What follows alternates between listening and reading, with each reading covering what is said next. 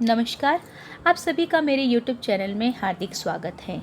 आज मैं आपके लिए हिंदी की वर्कशीट नंबर 13 लेकर आई हूँ और इस वर्कशीट में हम बसंत के पाठ बस की यात्रा के प्रथम भाग को पढ़ेंगे, जिसमें हरिशंकर प्रसाद जी जो हैं वो व्यंग्य रूप में इस पाठ की उन्होंने रचना की है। जब हम इसे पढ़ेंगे तो हमें पता चलेगा कि किस प्रकार उन्होंने सार्वजनिक परिवहन व्यवस्था की जो वर्तमान स्थिति है उसके ऊपर उन्होंने प्रकाश डाला है। ठीक है, पर जब आप इस पाठ को पढ़ोगे बच्चे, तब तो आपको एक हंसी आएगी। ठीक है, परंतु जब आप हंसोगे और उन बातों पे विचार करोगे, जब आपके सामने वो हंसी वाला संदर्भ आया, तो पहला जो स्तर था उस पे तो आप हंस गए, परंतु ऐसा क्यों है, क्यों आपको उस पर हंसी आई, या क्या वो सच में हंसने के लायक था? जब आप ये सोचने लगोगे तो वो जो स्थिति होती है बच्चों, वो व्यंग्य होती है। ठीक है, तो चलिए आप इसको थोड़ा पढ़ते हैं। यहाँ पे व्यंग्य होता क्या है, मैं इसको बड़ा करती हूँ और इसको आगे पीछे करके आपके समक्ष रखती जाऊँगी। व्यंग्य एक ऐसी विधा होती है जिसमें लेखक अपनी बात इस तरह कहता है कि बात कह भी दी जाए और बुरी भी ना लगे। व्यंग्य मजाकी, जैसे मैंने कह दिया ना, अरे आप तो ईद के चांद हो गए, तो ईद का चांद होना बच्चों जो है, आप जानते हैं कि ईद का चांद क्या है, जिसका बहुत महत्व होता है। इतने दिनों के 30 दिनों का रोज़ा या 31 दिनों का रोज़ा रखने के बाद वो पतला सा जो चांद निकलेगा, उसके बाद जो है आप ईद सेलिब्रेट करोगे उसको देखने के बाद, तो उसका अपना महत्व होता है। तो यहाँ पे जब हम किसी व्यक्ति को बोलते हैं अरे भाई आप तो ईद के चांद हो गए, मतलब क्या आप उस चांद जितना अपना महत्व रखते हैं जो हमें इतने दिनों बाद दिखाई दिए। यानी अप्रत्यक्ष रूप से हमने क्या किया, उसको चांद भी कहा और उस पर व्यंग भी मार दिया कि तुम कोई चांद नहीं है जो इतने दिनों बाद दिखाई दे रहे हो। समझ रहे हैं ना आप लोग मेरी बात को? ठीक है, तो व्यंग क्या है, मजाकिये लहजे में कही गई बात होती है। इस पाठ में व्यंग्य का प्रयोग सार्वजनिक परिवहन व्यवस्था, मतलब जो हम पब्लिक ट्रांसपोर्ट को यूज़ करते हैं उसके बारे में बताया गया है। व्यवस्था की इस स्थिति को उजागर करने, मतलब उसकी कंडीशन को बताने के लिए किया गया है। व्यंग्य को यदि एक बार में ही पूरा पढ़ लिया जाए तो और भी मज़ेदार लगता है। ठीक है, परंतु अब एक साथ आपको दिया जाएगा तो पढ़ने में थोड़ा सा, क्योंकि कक्षा में भी बच्चों एक बार में तो चैप्टर कंप्लीट होता नहीं है। लेकिन हाँ, अगर आपको पाठ का मज़ा लेना है और पाठ में रुचि बनानी है तो आप अपने घर पे ही बैठकर जो है इसको एक ही बार में पूरा पढ़ने का प्रयत्न कीजिएगा, कोशिश कीजिएगा, तो आपको पाठ पढ़ने में बहुत मज़ा आएगा। तो आइए इस पाठ के पहले भाग को पढ़ते हैं। देखिए स्थिति, देखिए यहाँ पे बस की किस प्रकार की है बेचारी, ऐसा लग रहा है कभी इसको पेंट भी ना किया हो। ठीक है, टायर भी इसके टेढ़े मेढ़े लग रहे हैं और शीशे भी सारे टूटे फूटे हैं। तो ये आप देख सकते हैं कि क्या बस की स्थिति है। ऐसी बस आपने देखी है बच्चों? मैंने तो देखी भी। जब हम पब्लिक ट्रांसपोर्ट यूज़ करते हैं, खटपट पटपट आवाज़ आती है उसमें से, एकदम ढड ढड ढड ढड ढड, इस तरह की आवाज़ें आपने सुनी होगी, है ना? तो ये बड़ी डरावनी आवाज़ें होती हैं उसमें। तो ये सार्वजनिक, कोई प्राइवेट बस में चढ़ते हो आप, ठीक है, तो उसकी कंडीशन बड़ी अच्छी होती है ना, उसमें आपको लाइट भी मिल रही है, रोशनी भी मिलती है, खिड़की विंडो सब नीट एंड क्लीन आपको मिलते हैं वहाँ पर। आपने देखा होगा, पर क्यों, पर उस बस में जब आपने सफ़र किया था तो वो बस क्या थी, साफ़ सुथरी थी और उसके लिए आपने ज़्यादा पैसे भी लगाए थे। परंतु आप अगर किसी सरकारी बस में या जो पब्लिक ट्रांसपोर्ट जो सभी को लेकर अब आपस में चल रही है, जिसमें अमीर गरीब सभी तबके के लोग चल रहे हैं, तो शायद उस बस की कंडीशन को आप देखोगे तो उसमें तरह तरह की आवाज़, तरह तरह की स्मेल, बहुत सारी चीज़ें आपको देखने को वहाँ पे मिल जाएगी।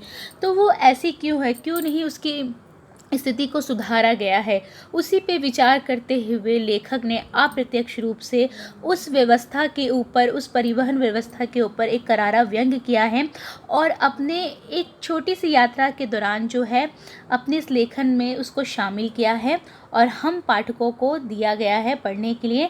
हम पढ़े और इस पर विचार करें, क्यों जो सार्वजनिक परिवहन है उनकी स्थिति इस प्रकार की, क्यों नहीं उनको ठीक किया जाता है, क्यों नहीं उनकी स्थिति को बेहतर बनाया जाता है। ठीक है, तो चलिए प्रथम भाग को पढ़ते हैं और जानते हैं कि लेखक हमें किन किन बातों से अपनी बस की यात्रा में परिचय करवाते हैं।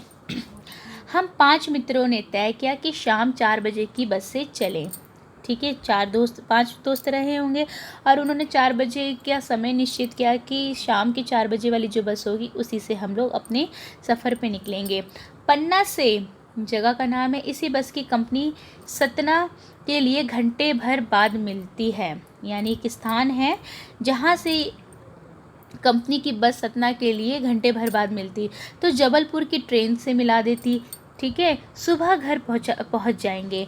जैसे आप कहीं जाना होता है ना, तो एक जगह से दूसरी जगह, फिर उससे दूसरी जगह जाना होता है, तो आपको पता होता है कि यहाँ से हमें वहाँ तक पहुँचना है। अगर समय से पहुँच गए तो वो बस हमें मिल जाएगी, तो हम वहाँ से अपने स्थान पे पहुँच जाएंगे। तो इसी प्रकार लेखक भी कहते हैं कि पन्ना से इसी कंपनी की बस सतना के लिए घंटे बाद मिलती, जो जबलपुर की ट्रेन से मिला देती। सुबह घर पहुँच भी जाएंगे।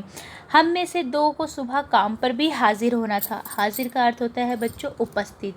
प्रेजेंट लगवाते हो ना अपनी, तो हर इंसान को कंपनी में भी जाके अपनी प्रेजेंट लगवानी पड़ती है, उपस्थित होना या उपस्थिति दिखाना अपनी, ठीक है।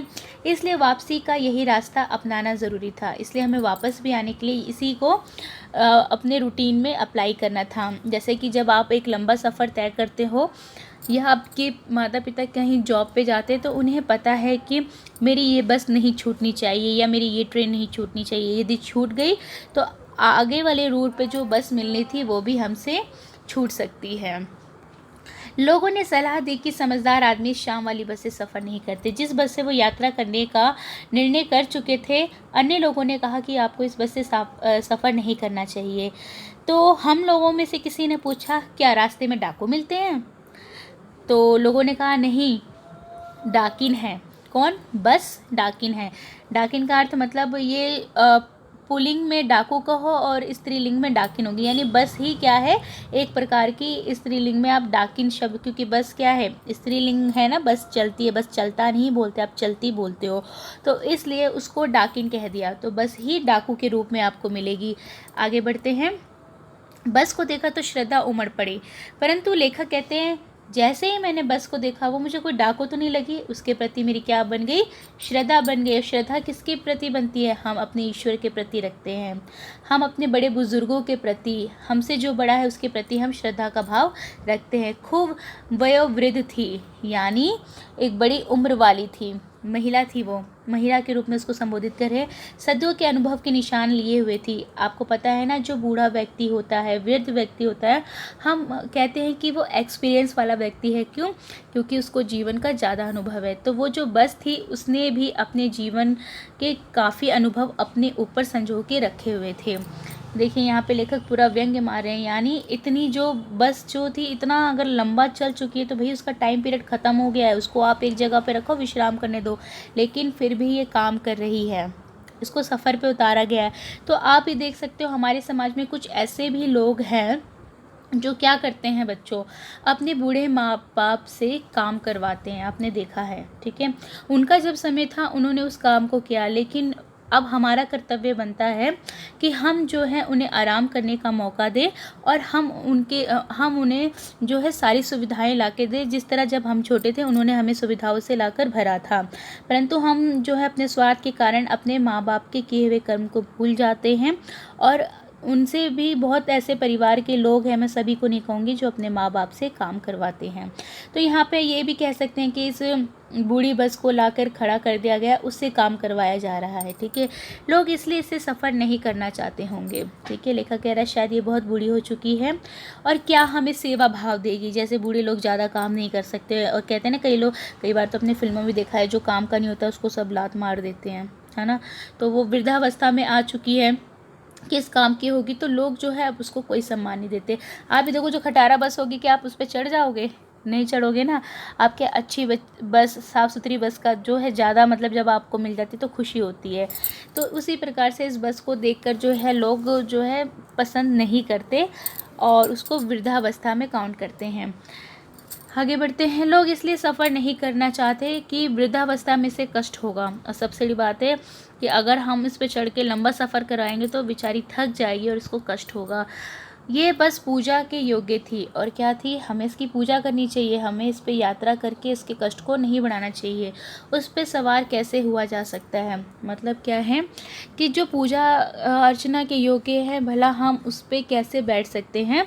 लेखक ये सारे भाव रखता है। देखो ये तो मैंने सिंपल वे में बताया आपको साधारण रूप में, लेकिन आप इसकी गहराई में उतरो बच्चों तो लेखक ने पूरी बस के ऊपर व्यंग्य रखा है। क्या व्यंग्य रखा है कि बस की स्थिति खराब हो चुकी है, अब वो चलने के लायक नहीं है, तो आपको उसे एक स्थान पे रख देना चाहिए, उससे सफ़र नहीं कराना चाहिए, ठीक है। और भी या तो फिर आप उसकी कंडीशन को ठीक करो, उसकी मरम्मत कराओ, उसकी पुर्जों को बदलो, उसको चलने लायक बनाओ, तब ठीक है। लेकिन आपने क्या किया, उसके सारे पुर्जे, क्योंकि वृद्धावस्था में क्या होता है, कहते हैं ना शरीर जो है ख़राब होना शुरू हो जाता है, तो बस के जो पार्ट्स से पुर्जे थे वो ख़राब होने लगे हैं, अब वो अच्छे प्रकार से कार्य नहीं करते हैं, ठीक है। तो हमें क्या है, इससे काम नहीं लेना चाहिए, नहीं तो उसके शरीर पर और ज़्यादा कष्ट जो है उसको पहुंचेगा, ठीक है। तो लेखक कह रहा है अब इस बूढ़ी बस पे हम कैसे सवार हो जाएं। तो उम्मीद करती हूँ कि लेखक के भाव जो थे इस थोड़े से छोटे से अनुच्छेद के जो गद्यांश का हिस्सा दिया गया है आप लोगों को समझ में आया होगा। आगे देखते हैं इसमें क्या कहा गया है कि नए शब्द मिले हैं। नए शब्दों को चलिए बच्चे हम देखते हैं। नए शब्द हमें क्या मिले हैं। हाजिर का मतलब मौजूद, उपस्थित, जैसे हमने बताया। डाकिन, डाकू शब्द का स्त्रीलिंग रूप होता है। वयोवृद्ध यानी बड़ी आयु वाली स्त्री को आप बोल सकते हैं, और वृद्धावस्था यानी बुढ़ापा को कहा जाता है। लेखक ने बस से यात्रा करने का निर्णय क्यों लिया, पढ़ के बताइए। क्योंकि उसे सुबह जॉब की तरफ जाना था, क्योंकि ये आखिरी बस थी। क्या था, ये आखिरी बस थी, इसी से उसे सफ़र करना था। फिर लोगों ने यात्रा के संबंध में लेखक को क्या सलाह दी कि इस 4 बजे वाली बस से सफ़र नहीं करना चाहिए, क्योंकि बस जो है वो डाकिन है, ठीक है। ये लोग उसको सलाह देते कि इसे सफ़र नहीं करना। बस को देखकर लेखक ने बस के बारे में क्या क्या व्यंग्य में क्या क्या कहा। तो लेखक ने क्या कहा, आप इन्हीं लाइनों को लिखेंगे कि बस को देखकर श्रद्धा उमड़ पड़ी। बस खूब वयोवृद्ध थी, सदियों के अनुभव के निशान लिए हुए थी। लोग इसीलिए इससे सफ़र नहीं करना चाहते थे कि वृद्धावस्था में इसे कष्ट होगा। बस पूजा के योग्य थी, उस पर सवार कैसा हुआ जाए। तो आप इसका उत्तर यहाँ से लिख सकते हैं, ठीक है। उसके बाद है गद्यांश में इस भाग से आगे की घटना अपनी कल्पना से लिखें, यानी अब आगे क्या स्टोरी हो सकती है बच्चों, ठीक है। तो उसको जो है आपने कहानी मान लो नहीं पढ़ी है, तो आप क्या सोच सकते हो, तो थोड़ा सा कहानी को और आगे बढ़ाने की कोशिश कीजिए, क्योंकि कई बार पेपर में ऐसे भी प्रश्न दिए जाते हैं कि थोड़ी सी 2-3 लाइनें लिख दी जाती है, उसके बाद कहा जाता है कि अब आप अपनी बुद्धि का प्रयोग कीजिए, अपनी कल्पना शक्ति का प्रयोग करके उसके ऊपर कहानी बनाइए। तो आपको यहाँ पर थोड़ी सी इतनी बड़ी थोड़ी सी और कहानी लिख सकते हैं उसी साइज़ की। आगे प्रश्न है आपका कि गतिविधि करनी है 5वें नंबर में। आपके घर की कोई पुरानी वस्तु जैसे पंखा, कूलर, मेज, कुर्सी आदि से मजाकिया लहजे में होने वाली बातचीत लिखिए। मतलब इनमें से कोई भी 2 चीज़ें ले सकते हो, तो वो कैसे अब आपस में बात कर सकते हैं वस्तुएं, या फिर आप उनके प्रति अपना क्या दृष्टिकोण रखते। जैसे लेखक ने बस को क्या कहा कि ये कोई वृद्धा महिला मुझे लग रही है, इसे तो विश्राम करना चाहिए, इसके प्रति मेरी श्रद्धा उमड़ रही है। तो आप इन चीज़ों के बारे में क्या सोच सकते हैं, क्या आपको लगता है। तो आपको वो बात कैसे लहजे में करनी है, मजाके में, व्यंग्य करते हुए आपको लिखना है उसके ऊपर। तो ये भी आपकी कला कौशल, आपकी कल्पना शक्ति पर आधारित होगा। तो अपनी कल्पना शक्ति का प्रयोग कीजिए, संवाद लिखिए और अपनी अध्यापिका से उसको चेक करवाइए, ठीक है। उम्मीद करती हूँ कि बस की यात्रा का ये प्रथम भाग आपको अच्छा लगा होगा। व्यंग्य के रूप को आप समझने लगेंगे धीरे धीरे। चैप्टर जैसे जैसे आगे बढ़ता जाएगा, व्यंग्य के बड़े बड़े रूप आपको मिलते जाएंगे, और व्यंग्य को पहचाना, एक पाठ में जब कोई व्यंग्य आएगा तो आप उसको पहचानना सीख जाएंगे, ठीक है। अगर वीडियो अच्छी लगी हो बच्चे तो वीडियो को लाइक कीजिएगा। जिन बच्चों ने चैनल को सब्सक्राइब नहीं किया तुरंत कर लीजिएगा, ताकि आने वाली जो वीडियो है उसका आपको तुरंत वो वीडियो मिल जाए, ठीक है। और कहीं कोई कठिनाई होती है तो आप कमेंट्स बॉक्स में मुझसे पूछ सकते हैं। इन्हीं शब्दों के साथ मैं अपनी वाणी पे विराम लगाऊंगी। वीडियो देखने के लिए आप सभी का बहुत बहुत धन्यवाद।